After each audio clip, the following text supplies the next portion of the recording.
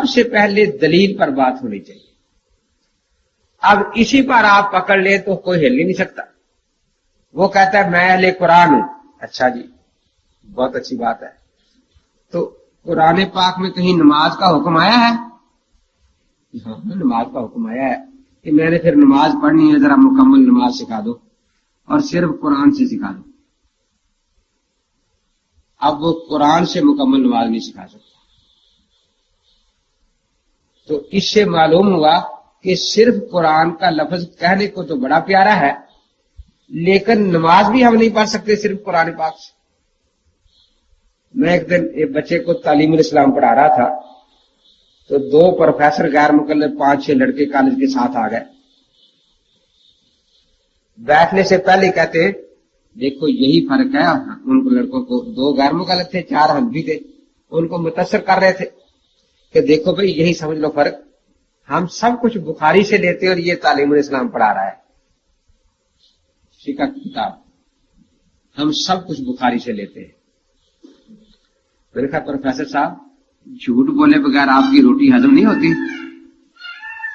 یہ جھوٹ جو ہے آپ بطور چورن استعمال کرتے ہیں تاکہ روٹی کھائی ہضم ہو جائے. میں نے جھوٹ بولا. میں نے کہا زندگی کا سب سے بڑا جھوٹ یہی ہے جو آپ نے اس وقت بولا میرے سامنے. کیسے؟ میں نے کہا بخاری شریف میں کتاب الاذان ہے کہ جی ہاں کتاب الاذان تو کئی صفحوں پر ہے لیکن اذان اس میں نہیں ہے. آپ نکالے ذرا. میں نے تعلیم اسلام سامنے رکھ دی کہ دیکھو اس میں پوری اذان لکھی ہے 7 ترجمے کی اقامت بھی لکھی ہے. میں نکال کے دکھاتا ہوں. میں نے بسم اللہ. وہ جو پروفیسر تھے ان کو ہم نے عربی بخاری دے دی. طالب علم پھر اردو رکھی تھی وہ دے دی. میں نے کہا نکالو بھائی. نکالتے رہے مل گئی. اچھا کیا ملا؟ کہ اذان جو ہے یشفع الاذان یوتر الاقامہ. اذان ڈبل ہونی چاہیے اقامت اکاری ہونی چاہیے. کیا مطلب؟ اذان کہانی ہے تو 2 دفعہ کہا جائے اذان اور اقامت کہتے 1 دفعہ کہہ دیا جائے اقامت.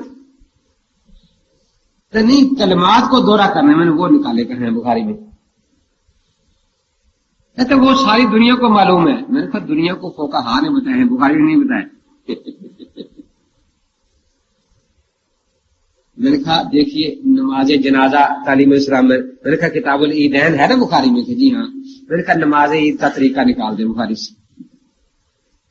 کتاب العیدین ہے بخاری شریف میں لیکن عید پڑھنے کا طریقہ بخاری شریف میں نہیں ہے. دیکھتے رہے کہتے ہاں یہ تو نہیں ہے. میں نے کہا کتاب الجنائز ہے بخاری میں. کہ جی ہاں. میں نے کہا جنازے کا طریقہ نہیں ہے باقی سب کچھ ہے اس میں کہ جنازہ کیسے پڑھنا ہے. اور یہ تعلیم اسلام میں 3 سطروں میں جنازے کا طریقہ لکھا ہے کہ یوں پڑھنا ہے. تو ہمیں تو کوئی جھجک نہیں ہے. ہم تو کہتے ہیں ٹھیک ہم یہاں سے مسئلے لیتے. مجھے کہتا ہے اچھا میں نکالتا ہوں. میں نے نکالو. دیکھتا رہا وہ نجاشی والی حدیث آ گئی کہ حضرت نے 4 تکبیریں کہیں جنازے پر. مل گیا جی جنازہ مل گیا. میں نے کہا کیا ملا؟ کہ حضرت نے جنازے میں 4 تکبیریں کہیں. تو میں نے اس کی طرف منہ کر کے 4 دفعہ کہا اللہ اکبر اللہ اکبر اللہ اکبر اللہ اکبر. میں نے کہا آپ کا جنازہ ہو گیا یا نہیں؟ ابھی کمی ہے پورا تو نہیں ہوا نا. تو میں نے کہا پھر جنازہ تو نہ نکلا نا. آخر بڑا جھنجلایا. مجھے کہتا ہے امام بخاری نماز نہیں پڑھتے تھے عید نہیں پڑھتے تھے. ان کا بخاری سامنے رکھ کر تو بالکل نہیں پڑھتے تھے. پکی بات ہے. اور اب کیسے پڑھتے تھے؟ ہمارے پاس تو اس کا جواب ہے کہ وہ چونکہ امام شافعی کے مقلد تھے فقہ شافعی سے دیکھ کر نماز پڑھتے تھے. فقہ شافعی سے دیکھ کر وہ جنازہ پڑھتے تھے عید پڑھتے تھے. آپ بتائیں کہ آپ ان کو مقلد بھی نہیں مانتے اور بخاری میں ہے نہیں نماز پڑھنے کا طریقہ. سبحانک اللہم پوری بخاری میں کہیں نہیں. سبحان ربی العظیم پوری بخاری میں کہیں نہیں. سبحان ربی الاعلی بخاری میں نہیں. عجیب بات یہ ہے کہ صحاح ستہ آپ پڑھ رہے ہیں. صحاح ستہ والوں میں یہ سارے حدیث لہے انما الاعمال بالنیات.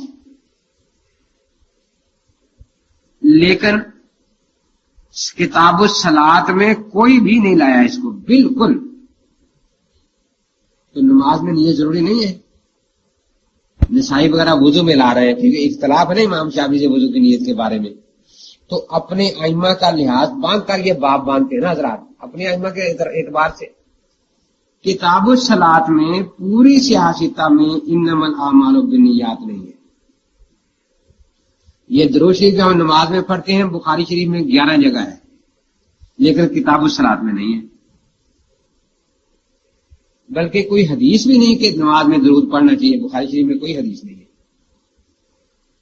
تو میں نے کہا امام بخاری رحمۃ اللہ تعالی علیہ تو مقلد تھے امام شافعی رحمۃ اللہ علیہ کے. وہ ان کے طریقے پر ان کی فقہ کے مطابق نماز پڑھتے تھے. یہ کوئی قرآن حدیث میں ہے کہ وہ مقلد تھے. میں نے کہا چلو آپ قرآن حدیث سے دکھا دیں کہ وہ غیر مقلد تھے. پتہ تو چلنا چاہیے نا کہ کانا لا یجتہد ولا یقلد کہ نہ اجتہاد کی اہلیت رکھتے تھے اور نہ تقلید کرتے تھے غیر مقلد تھے. کہ نہیں قرآن حدیث میں تو نہیں لیکن آپ یہ الفاظ دکھائیں کہ امام بخاری نے خود کہا ہو انا مقلد میں مقلد ہوں. میں نے کہا اس کا مطلب ہے آپ صرف اقرار کو مانتے ہیں شہادت کو نہیں مانتے. نہیں بس یہ دکھا دے کہ انہوں نے کہا ہو انا مقلد. میں نے کہا آپ پہلے یہ دکھائیں کہ بخاری نے کہا ہو انا مسلم میں مسلمان ہوں. بخاری نے کہا ہو انا محدث میں محدث ہوں. جب ان کا مسلم ہونا بھی اقرار سے نہیں شہادت سے ثابت ہے. جب ان کا محدث ہونا بھی اقرار سے نہیں شہادت سے ہی ثابت ہے تو آخر یہ مقلد کے لیے شہادت کیوں کافی نہیں ہے؟ جس دلیل سے ان کا مسلم ہونا ثابت ہے جس دلیل سے ان کا محدث ہونا ثابت ہے اسی دلیل سے ان کا مقلد ہونا بھی ثابت ہے.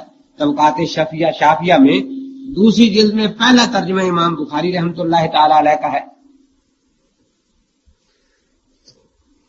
پھر میں نے کہا اگر آپ یہی اصول رکھیں معاذ اللہ تو آپ کتنے صحابہ کو مانیں؟ آپ دکھائیں ابوبکر صدیق سے کہا کہ انا صحابی ہوں. حضرت عمر سے دکھائیں انہوں نے کہا کہ انا صحابی ہوں.